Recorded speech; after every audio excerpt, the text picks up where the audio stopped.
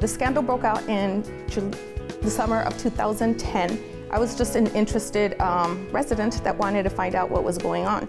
So what I did is I went to City Hall and requested documents, et cetera, and I wasn't getting anything. So I'm actually an attorney and I focus on real estate finance.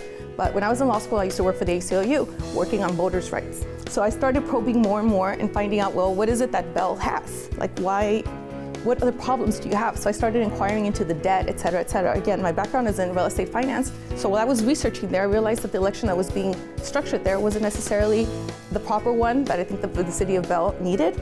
And the problem was going forward, right? Like, why do we spend so much time and energy focusing on the past when, as an attorney, I knew we weren't gonna get that much, especially knowing that the DA was basically only filing cases for increase of salaries.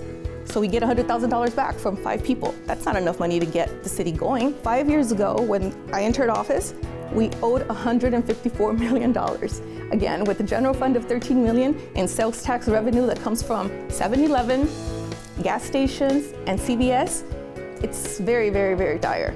So I started focusing on bonds. Bell had all this debt, and it consisted of 7 bond issuance. The city of Bell was responsible for giving a balloon payment of $35 million. Again, we only have 13, right? And we're supposed to give them 35. Where are we gonna get that 35? So my response was like, let them sue us. What else can we do? I remember I sat down with the city manager for like 10 hours and told him, it's like, let them sue us, tell them that if they want their property back, if they want their investment back, they're just gonna have to take the property back because there's no way that we have any money to be able to pay them. So $35 million balloon payment for 10 acres, I mean, we got ripped off, right? Like, that was a huge liability that we incurred for basically nothing. The debt doesn't go away. Everyone finds out there was corruption, they took this thing away, et cetera, but the debt's still there. So the city of Bell owes a lot less money because we had to sell 15 acres of land.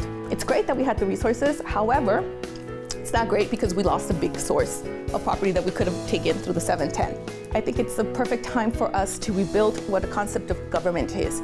We deal with civic engagement, a lack of civic engagement, but I'm very proud to say that the city of Bell has actually increased the civic engagement since the scandal broke out.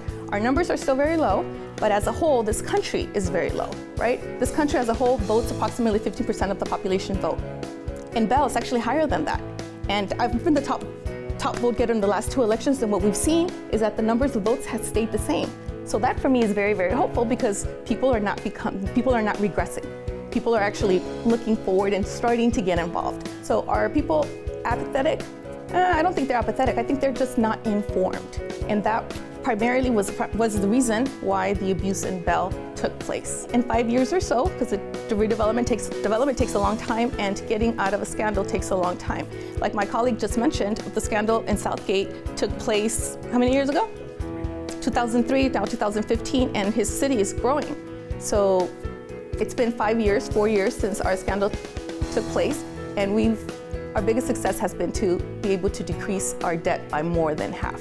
That's huge. Redevelopment coming down was a big burden on us, but we're dealing with it because there are other mechanisms, and that's definitely where I feel my contribution comes in thinking of new ways to finance development and refinance the debt that we owe.